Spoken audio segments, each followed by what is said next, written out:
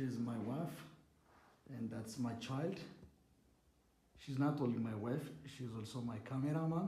Look, አሁን ኦንላይን ክላስ እየሰጠን ያለ ነው። ከሌሊቱ 8 ሰዓት ይላል።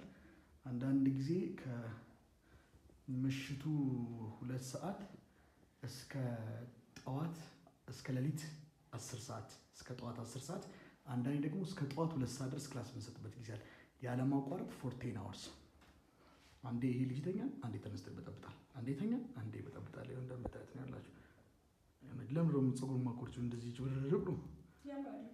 አይ የዓለማችን ጠንካራዋ ሴት ናት። ቤት ሰራተኛ የለንም ባይዛዊ ቤቱን ማኔጅ የምታደርገው እሷ ናት። ምግብ ትሰራለች፣ ልብስ ታጥባለች። ቆይ ልነግራችሁ ነው እኮ ደግሞ ይሄ ልጅ የምትንከባከበው ራሷ ናት።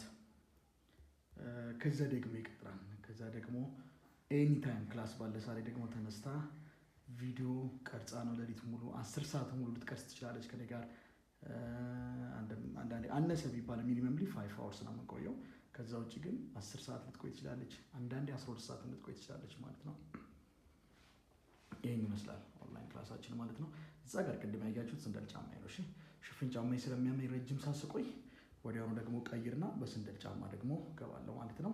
ስናስተምር እንግዲህ ይሄው እንደምታዩት ሽፍን ጫማዬን ለብሼ ዝንጥ ብዬ ነው የምገባው። ኦልሞስት እንትን ላይ ያለን አንመስልም፣ አንታይም። ወገቤ ላይ ነው የምታየው፣ ግን ሽፍን ጫማዬን ለብሼ ዝንጥ ብዬ ነው የምገባው። ይሄን ይመስላል ማለት ነው በአጠቃላይ።